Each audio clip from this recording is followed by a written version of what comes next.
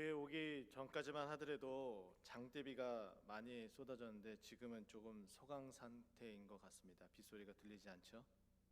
네, 아주 좋습니다. 아, 이스라엘에는 두 개의 수도가 있습니다. 여러분이 잘 알고 계시는 것처럼 예루살렘이라는 곳인데요. 이곳은 이스라엘의 헌법상 기록되어져 있는 수도로서 그들의 근간이 되고, 그들의 근간이 된다는 것은 하나님 중심, 그리고 여호와 중심, 또 여호와의 성전이 있는 곳으로 또 생각되어지는 바로 그곳이 중심이 되기 때문에 예루살렘을 헌법상으로 둡니다. 하지만은 여기에는 문제가 있습니다. 왜냐하면 이스라엘이 제3세계가 2차 세계대전 이후에 나라를 새로이 건국하게 되면서 그 땅에 살았었던 사람들과의 마찰, 충돌로 인해서 여전히 분쟁 지역 가운데 하나입니다. 그래서 가끔 가다가 여러분들이 방송이나 뉴스를 통해서 보게 되면은 폭탄 테러들이 막 일어난다고 하잖아요. 그런 것 때문에 그곳을 명문상 그리고 국제법상 수도로 정하지 못하고 있습니다. 그러면 이스라엘의 또 하나의 수도는 어디냐면은 텔 아비브라는 곳인데, 이곳이 바로 행정상 그리고 국제법상 수도로 여겨지는 곳입니다. 우리는 언제든지 어느 나라든지 바로 수도 중심으로 그 나라의 경제들이 보통 움직이는 것이 일반적인 모습입니다. 우리나라만 하더라도 대부분의 모든 편의시설과 그리고 중심되어지는 곳이 서울로 되어져 있죠. 그래서 뭐로 가도 서울로 가라고 이야기를 하죠. 그런 이유들이 있습니다. 근데 오늘 설교 제목을 살펴보게 되면은 왜 예루살렘인가라는 제목으로 잡아봤습니다. 왜 이런 제목을 잡게 되었냐면은 다음 주가 총동원 출석 주일입니다. 우리 안수 집사님께서 기도하셨던 것처럼 총동원 출석 주일이란 이 의미는 그동안 우리가 코로나19의 상황으로 말미암아 함께 모여서 예배드리지 못했고, 이것이 교회 안에서 믿음으로 그리고 하나님을 향한 우리 믿음의 선포를 통해서 예배가 회복되어지고 지금의 모습처럼 우리가 예배를 드리고 있습니다. 하지만은 아직까지 마음을 졸이고 불안과 공포, 그리고 아직 연약한 믿음으로 말미암아 그리고 가정 상황 여러 가지 등등으로 인하여서 아직 함께 이 자리에 나와서 예배드리지 못하시는 분들도 계십니다.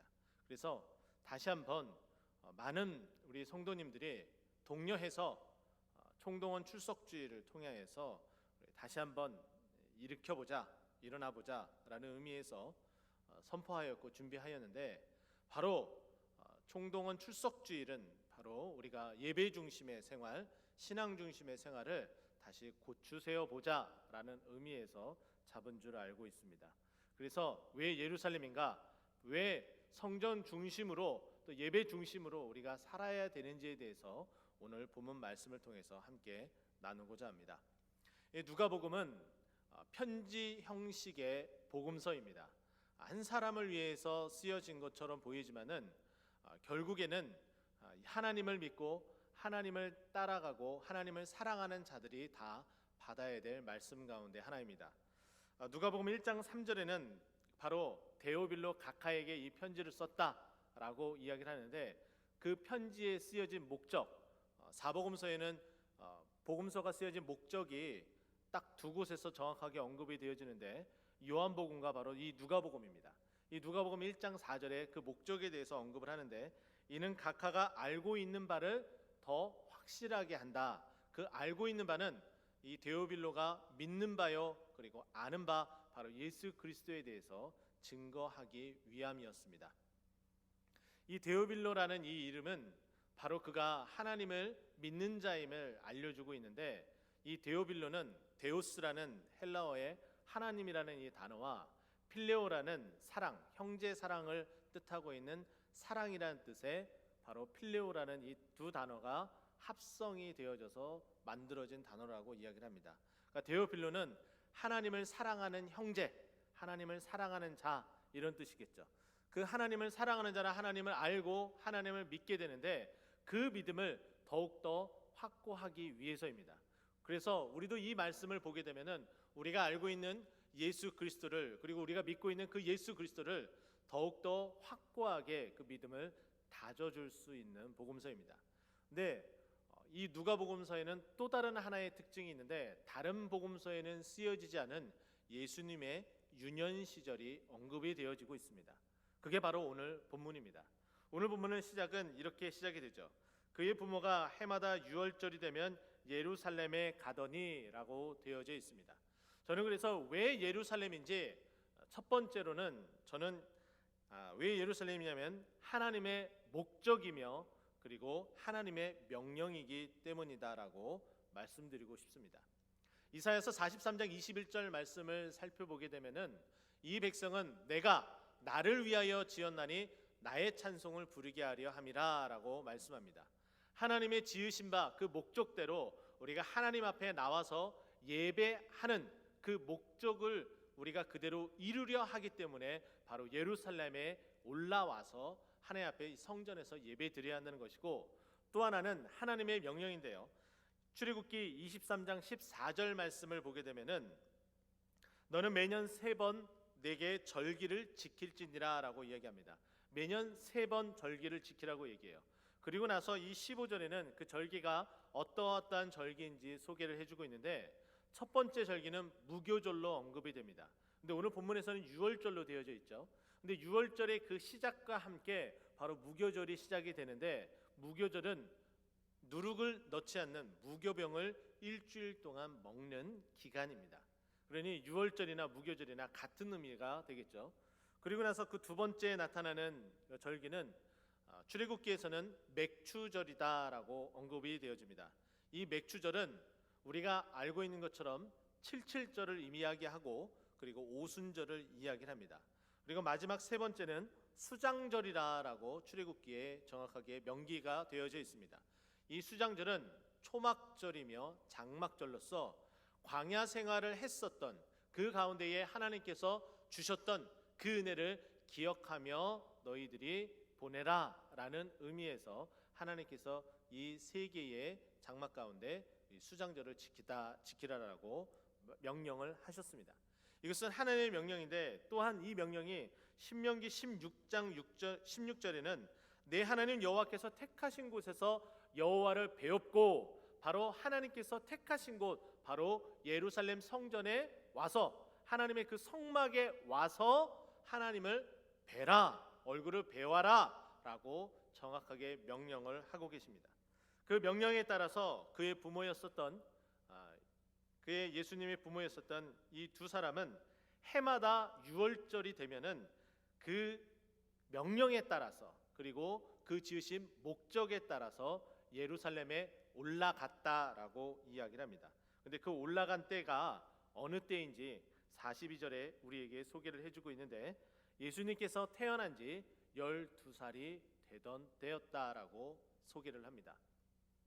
유대 율법에 따르면은 성인 남성 늘 이 율법을 지켜야 되는 그 성인 남성이 되는 그 나이의 그 해는 13살입니다.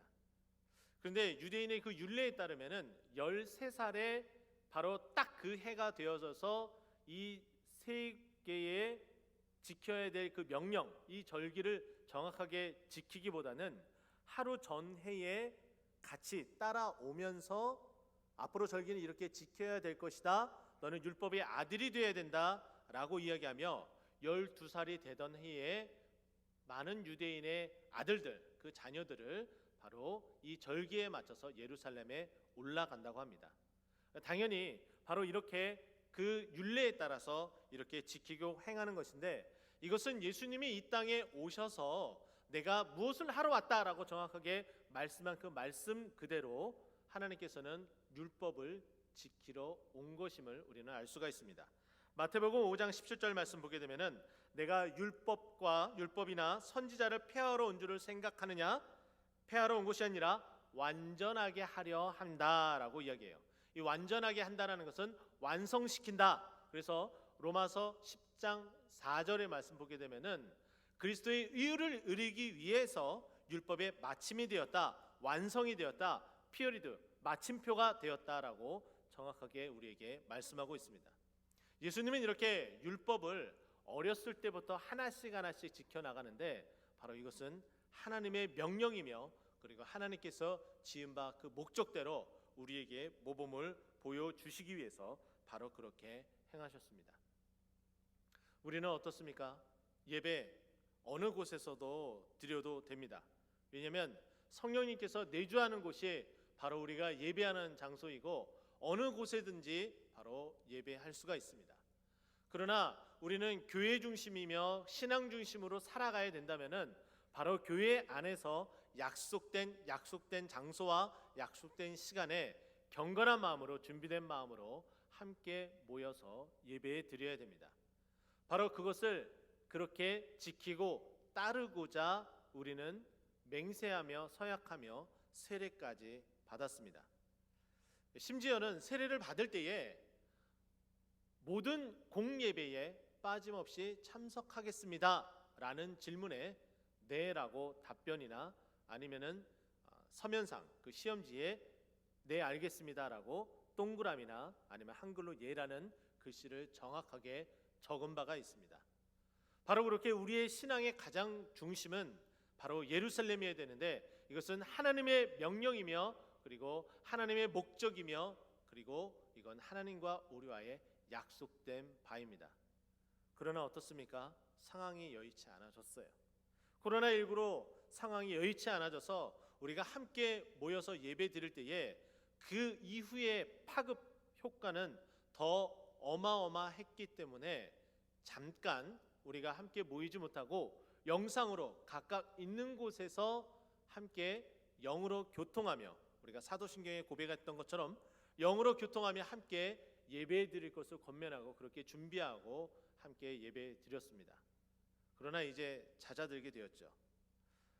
코로나19의 상황이 거의 마무리가 되어진 듯 하였지만은 또다시 이태원 클럽발 확진자가 발생하면서 다시 위기에 봉착한 듯 하였지만은 그 수가 그렇게 많지는 않았습니다. 또 심지어는 이태원의 그 확진자의 여러 명이 2차, 3차 재감염을 이렇게 시키는 그런 가운데에 접촉된 사람들이 또 교회에 다니는 분들도 계셨습니다.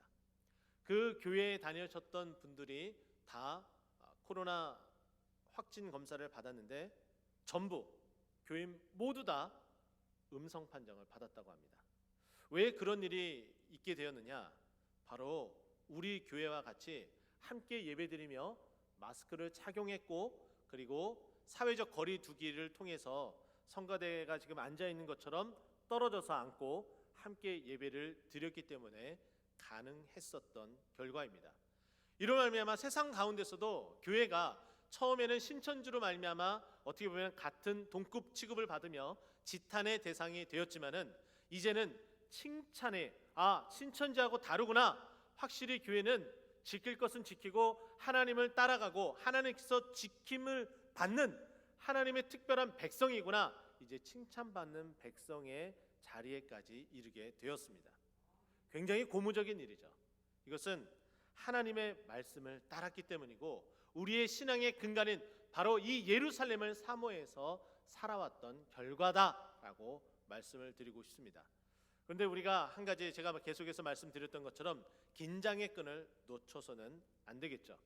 우리는 여전히 계속해서 자가진단을 해서 열이 있으면은 가정에서 영상으로 9시 30분과 11시에 예배를 드려야 되고 그리고 손 소독과 그리고 거리두기 마스크 착용을 통해서 계속해서 마지막까지 최선을 다해 동참하고 그리고 그보다 더욱더 최선을 다해 마음을 다해 하나님 앞에 예배드려야 됩니다.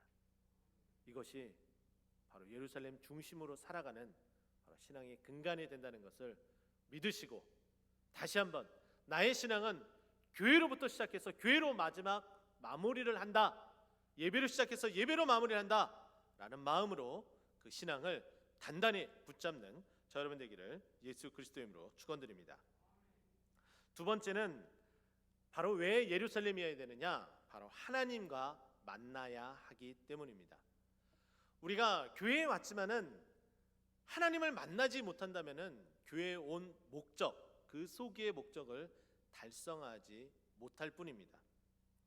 이사야 1장 12절 말씀 보게 되면은 너희들이 예배드리는 행태나 그 모습을 살펴보면 그저 내 마당만 밟을 뿐이지 내가 너희와 만나고자 있었던 그 지성소 앞까지 다가오지 못했구나라고 책망하며 지탄을 받고 있습니다.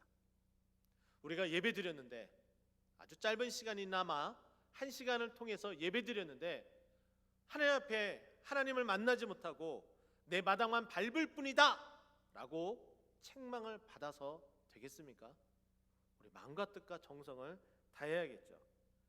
바로 하나님을 만나기 위한 우리의 움직임은 이렇게 다가가야 됩니다.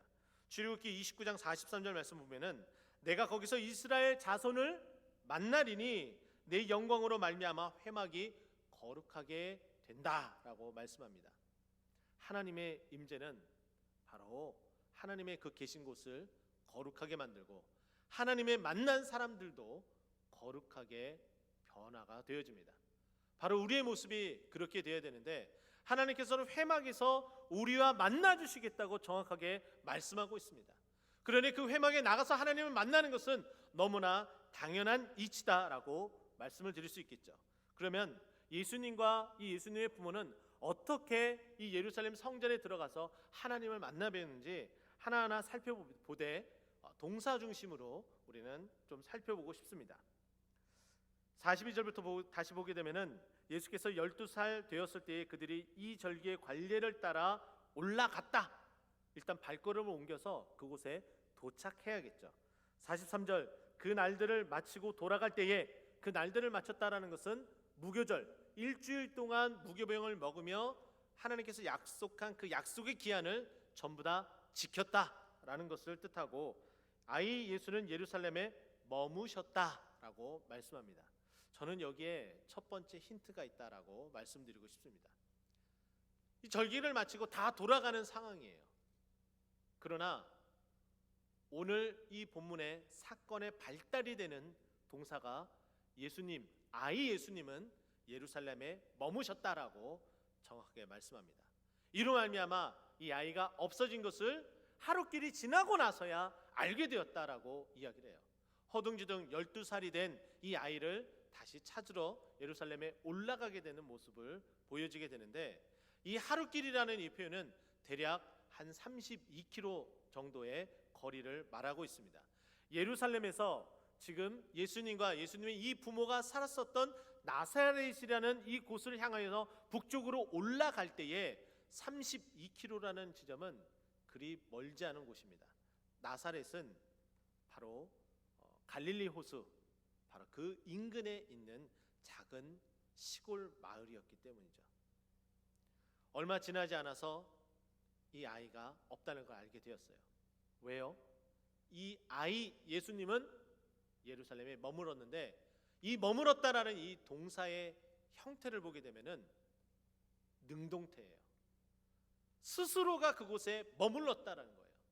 능동적으로 스스로 그곳에 머물기를 작정했다는 거예요.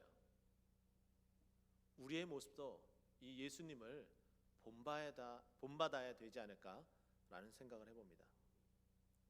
여러분 신앙의 근간이 바로 교회여야 돼요. 이것이 흔들려서는 안 되는데 이것은 억지로 누가 데려다가 갖다 놓는다고 해서 되어질 문제는 아니라고 보여집니다. 평양감사도 자기가 하기 싫으면 그만이래요. 억지로 갖다 놓은들 그 마음 문이 열리지 않았는데 어떻게 하나님을 만나뵐 수 있겠습니까? 그냥 마당만 밟을 뿐이겠죠.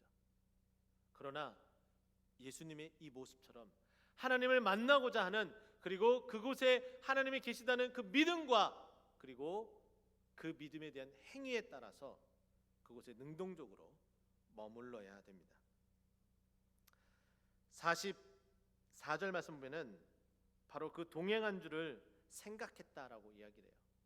떠났었던 이유, 그 부모들이 예루살렘에 함께 떠났었던 이유는 동행한 줄 생각을 했다라는 거예요.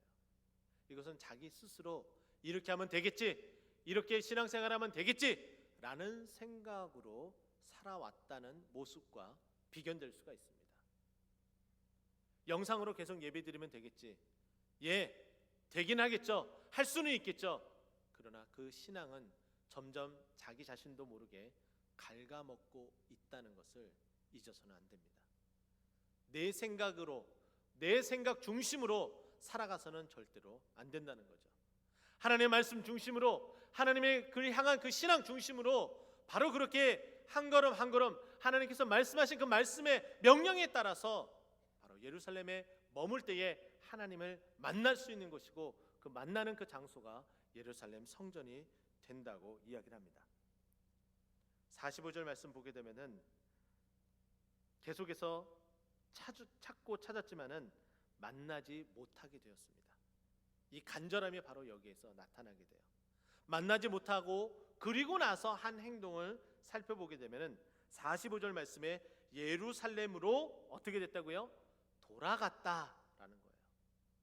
우리의 신앙이 바로 이런 사인을 받아서 돌아가야 되는 거예요. 우리가 한없이 직진을 합니다. 목적지에 도달했음에도 불구하고 계속 직진을 하게 돼요. 그때 아름다운 여인의 목소리가 나옵니다. 유턴하십시오. 유턴을 해야 돼요. 내비게이션의 말을 듣고 유턴을 해야 돼요. 하나님의 말씀을 듣고 우리가 돌아가야 돼요. 내 스스로 생각할 때는 돌아가지 못하고 집으로 향하고 있었지만은 깨닫게 되었을 때에 바로 예루살렘으로 돌아가야 되는 것이 바로 우리의 참 모습이 되어야 된다는 거예요.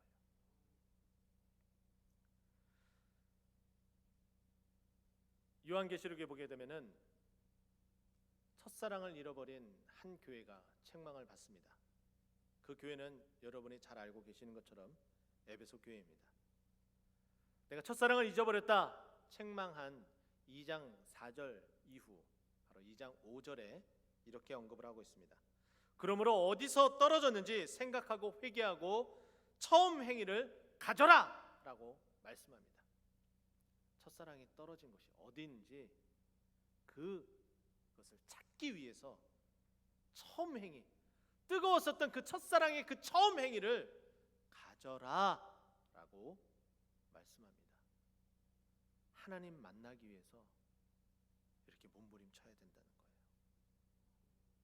여러분, 오랫동안 신앙생활 해오며 은혜 받으셨잖아요. 응답 받으셨잖아요.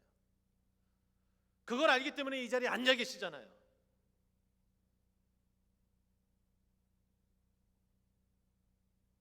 지금 나 자신의 현 주소가 어디 있는지 정확하고 면밀하게 거울을 보듯이 살펴보십시오. 내가 지금 주님을 정말 뜨겁게 사랑하고 있는지, 첫사랑을 잊어버렸는지 확인해 보자고요. 그리고 다시금 그 뜨거웠었던 하나님을 향한 이 마음, 그 마음을 가졌었던 그 첫 행위를 다시 찾자고요. 그것은 하나님을 만나는 곳, 예배의 자리, 사모하여서 빠지지 않고 새벽을 깨우고 늦은 밤까지 기도하였던 우리의 그 뜨거웠었던 사랑의 그 행위, 그것을 찾게 되면 하나님께서 말씀하셨던 것처럼 만날 수 있습니다. 만나 주시겠다고 이야기하십니다. 하나님을 만나야 하기 때문에 예루살렘으로 돌아오며 첫사랑의 그 행위를 찾는 저 여러분 되기를 예수 그리스도로 축원드립니다. 세 번째는 왜 예루살렘에 되느냐? 바로 예수님을 본받아 살아야 하기 때문입니다. 그리고 예수님을 본받는 것 첫 번째는 능동적으로 머무는 그런 행위도 여기 포함이 되겠죠. 예수님의 행위를 우리는 잠깐 살펴볼까요? 43절 말씀에 그 날들을 마치고 예루살렘에 머물렀었던 예수님의 모습. 46절 말씀 보게 되면은 성전에서 만난즉 그가 선생들 중에 앉으사 그들에게 듣기도 하며 묻기도 하시니. 우리가 예배하며 하나님의 말씀을 듣지 않았습니까? 그리고 하나님 앞에 이게 정말 맞습니까? 제가 이렇게 살아가야 되는 것이 옳은 것입니까? 기도하지 않았습니까?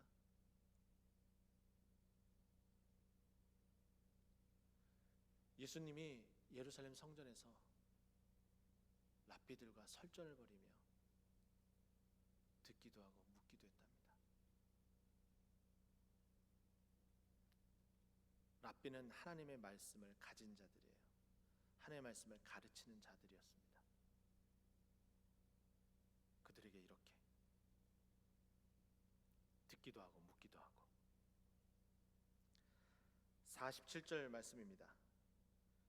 경탄하여 입을 다물지 못할 정도로 예수님의 그 대답하는 그런 모든 행위를 보고 이 듣는 자들이 그 지혜와 대답을 놀랍게 여겼다. 우리가 은혜 받으면 우리의 모습을 통해서 놀랍게 여겨지는 역사가 일어납니다. 어떻게 이런 일이 벌어져요? 저는 어릴 때 먹는 것 때문에 교회 조금 나갔었습니다. 80년대 초였는데요. 근데 교회 한 선생님이 저에게 다가와서 종건아 교회 가자. 전 놀고 싶은데 또 나를 부르네. 죄송합니다. 리얼하게 표현할게요.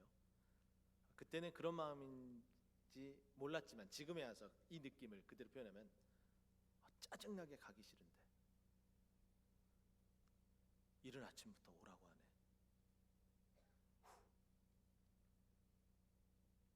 도망갔어요. 한참 동네를 돌고 나서 다시 갔는데 아직도 그 선생님이 그대로 계시더라고요. 정말 즐기기도 하다. 그 이후로 교회에서 아무리 먹을 걸 준다 하더라도 성탄절, 부활절 절대로 안 갔습니다. 네, 때가 되니까 하나님께서 부르시더라고요. 그렇게 진절머리 치며 가기 싫었던 교회 예배, 고등학교 입학하면서 미션 스쿨에 가서 매주 예배를 드리게 되더라고요.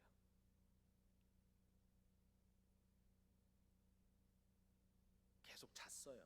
채플 시간에. 어느 날 한참 자고 있는데 잠에서 깨어나더라고요. 왜 깨어나느냐? 너무 더워서 제 콧기미로 여기가 흥근히 젖어가지고 도저히 잘 수 없는 상황이 되게끔 하나님께서 만드시더라고요. 일어나서 가만 생각해 봤어요. 내가 이렇게 지내는 게 맞는 건가? 이런 생각을 주시는 분이 하나님인 줄 여러분 믿으시기 바랍니다. 그리고 나서 돌아오는 그 주일부터 교회 나가기 시작을 했어요. 그래서 목사가 돼서 이 절의 말씀을 전하는 자까지 되었습니다. 이런 일들, 이런 경탄한 일들, 놀라운 일들 우리가 하나님 앞에 예배할 때, 기도할 때 나타난다는 거예요. 예루살렘 중심으로 살아갈 때에 그것이 가능하다는 거예요. 송충이는 솔잎을 먹어야 됩니다. 우리가 어디 가서 이 은혜를 맛볼 수 있겠습니까? 예수님을 본받아야 되면 그 예수님을 알아야 되겠죠. 그러면 예수님이 계시는 곳에 우리가 머물러야 되는 거예요. 우리는 그간 믿음 생활을 해오면서 은혜가 있는 예배의 자리를 사모하며 살아왔습니다. 근데 그 은혜가 있는 예배의 자리가 내 자리여야 되잖아요. 기도응답의 그 은혜의 자리가 내 자리여야 되잖아요. 한 영혼이 돌아오는 축복의 전도의 자리가 내 자리여야 되잖아요. 그 중에 딱 하나 집중하자면은 은혜를 받을 수 있는 그 예배 자리가 내 자리, 더 나아가서는 우리의 자리가 되어야 된다는 거예요. 우리의 자리는 뭐예요? 너와 나예요. 너와 나. 너와 나. 우리 권면합시다. 아직 이 자리에 나오지 않는 분들을 권면합시다. 독려하자고요. 총동원 출석 주일날 이 자리가 가득 메워질 수 있도록 우리가 그렇게 기도하고 권면하고 독려하자고요. 은혜의 자리가 차고 넘쳐지도록 만들자고요. 수많은 무리들이 예수님을 따랐습니다. 예수님의 말하는 것을 들으려고 했습니다. 그리고 예수님께서 말씀하신 그것들을 따라 살려고 했습니다. 때로는 몇몇 자들은 먹는 것을 위해서 따라가기도 하였지만은 결국에는 예수님께서 말씀하신 그 말씀대로 우리가 따라 살려고 하는 것은 예수님을 본받고자 하는 모습이고, 예수님께서 성전에 머물렀었던 그 모습을 우리가 그대로 본받고자 함이며, 바로 그 은혜의 자리를 사모해서 우리가 예루살렘으로 나와야 된다는 거예요.